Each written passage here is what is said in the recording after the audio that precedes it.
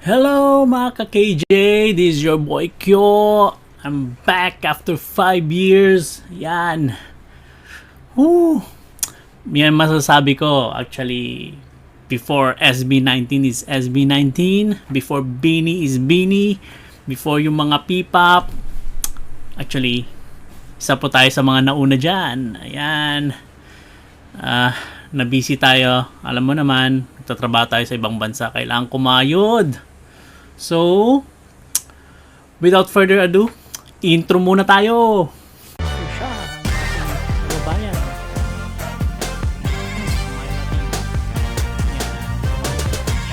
So, it's been a long, which is KNJ channel, long time, KNJ channel.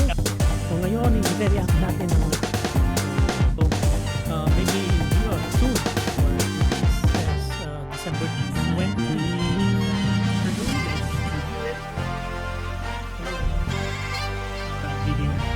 So, let's go. Ito. So, meron na pong labas.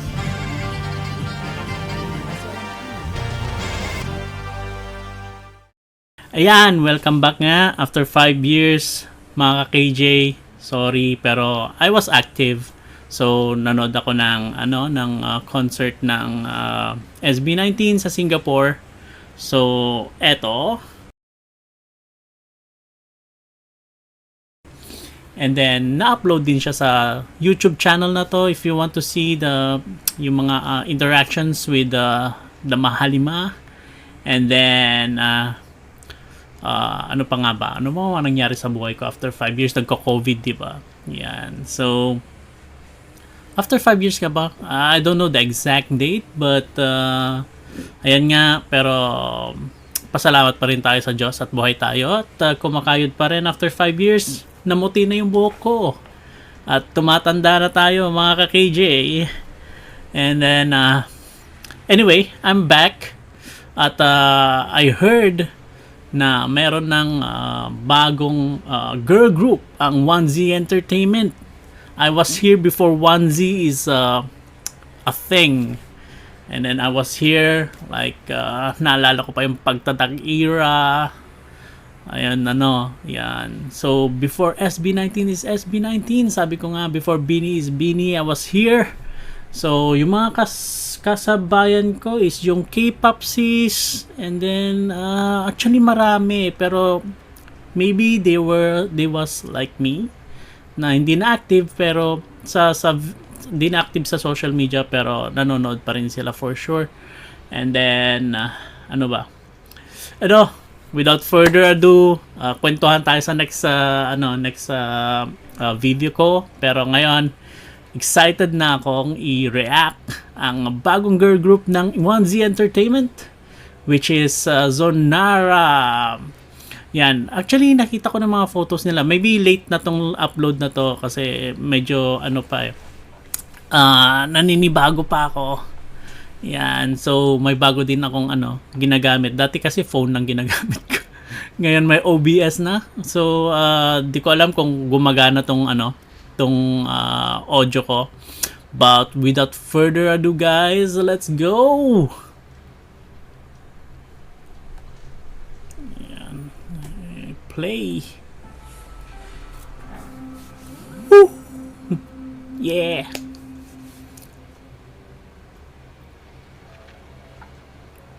Wow! iPad Classic! Ay, naalala ko, Tempo. iPad Classic mo.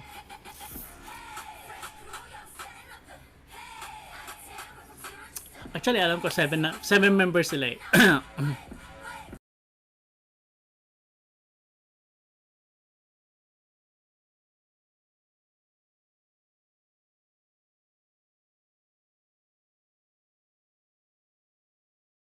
Megumi. Sa Quiapo ba?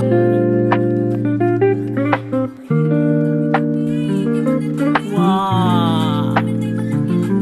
Tumitingin pa ako bias ko guys. Ay, gumagana kaya yung QR code na yun. Oh, Nokia.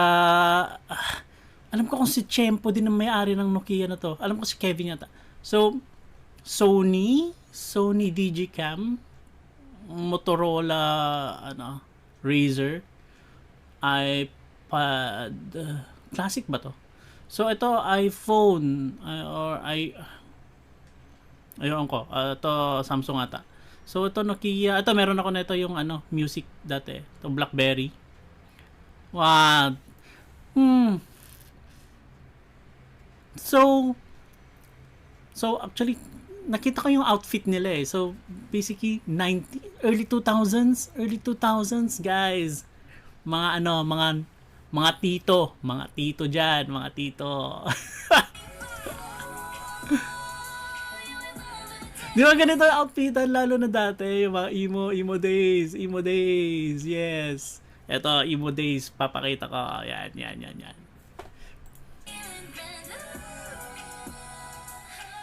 Ang ganda ng boses. Uy, thrift shop.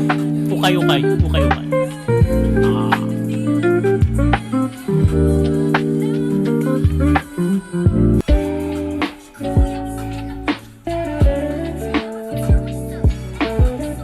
Angas eh, no? So, basically, ito yung monitor.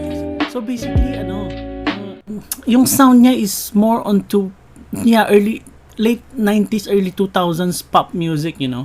Yung, ano, meron siyang R&B-ish na medyo rugged yung dating.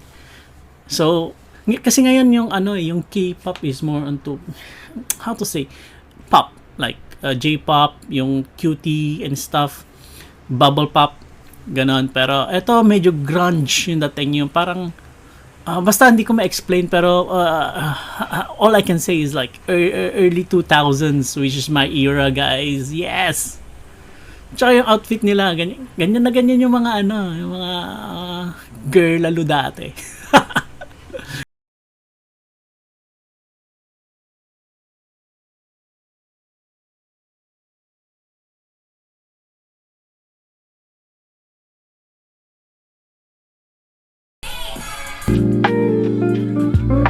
Wow. Kilala ko si Tin yata yun. Nostalgic guys, nostalgic. Emo. Pero parang bumabalik nga yung ano eh, yung tagdag yung emo days ngayon, yung emo outfitan ngayon. Pero not too, di siya balik na balik kumbaga. Yung kasi nakita ko yung pamangkin ng misis ko, si Janine, shoutout Janine. Yung mga outfitan ng mga ano niya is parang mix ng early hip hop and emo, kasi yung buhok nila is medyo emo-ish, pero yung ano, yung pambaba kasi is maluwag eh, which is the emo on the early 2000s is like skinny jeans, kung if you know you know. Yan, skinny jeans kahit mataba, parang ako dati taba-taba ako, naka skinny jeans ako. But anyway, let's go back.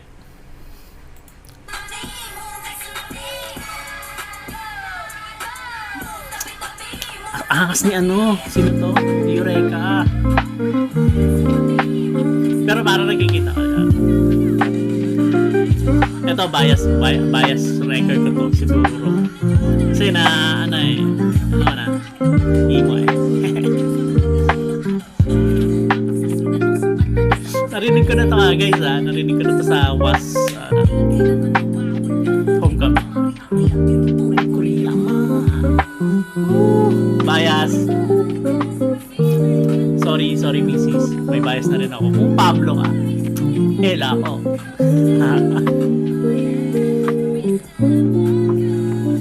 Ganda rin namin. I like the logo with the heart. Ewan ko, papatato ko ba yan? Version of it. Ganda, sarap sa tenga. Maybe next time I will have a headphone or something.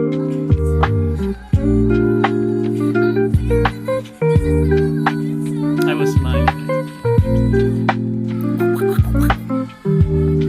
Sabi ko sa inyo mix of hip-hop and no. Yun! Step up! Let's go!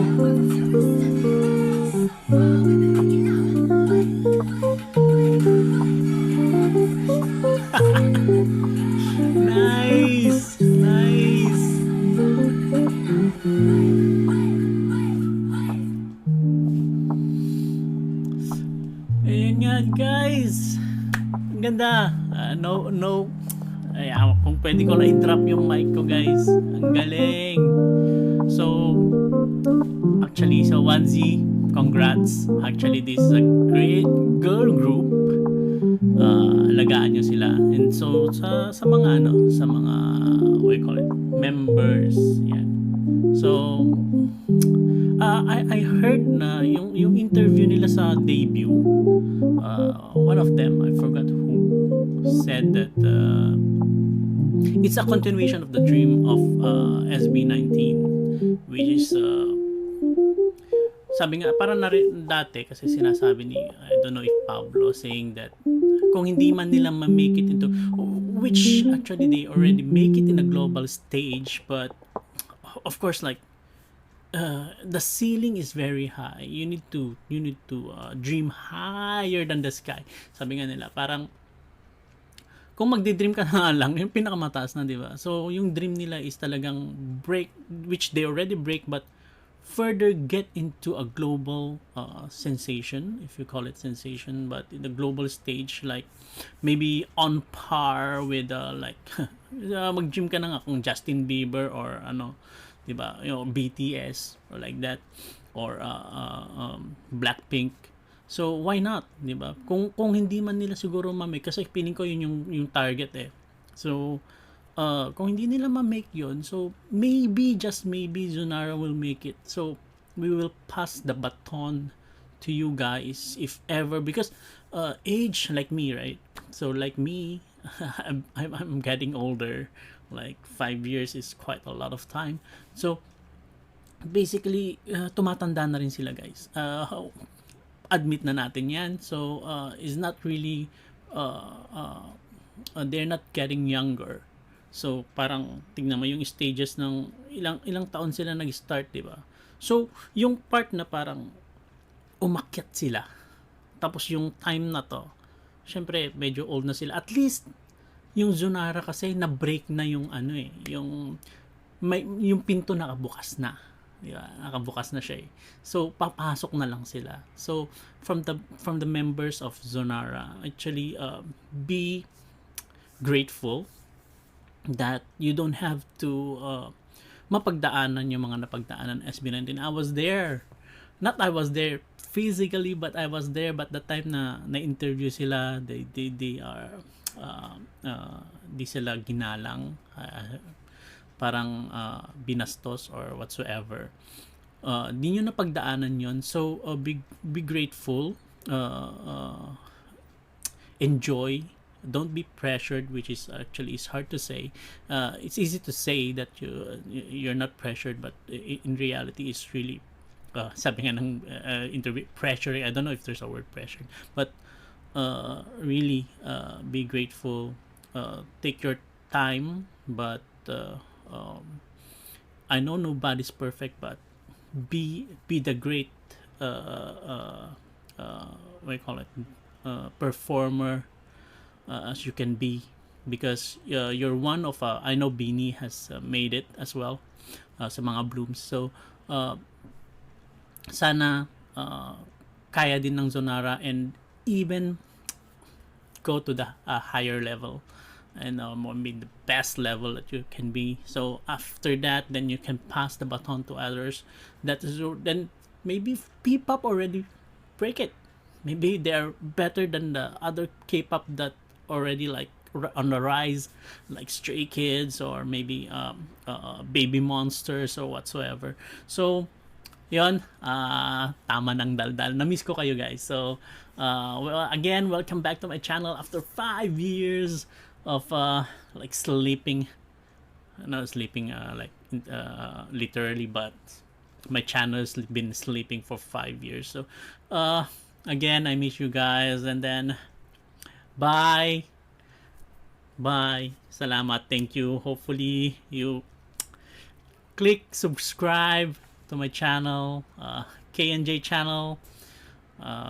Bye. Adios. Paalam.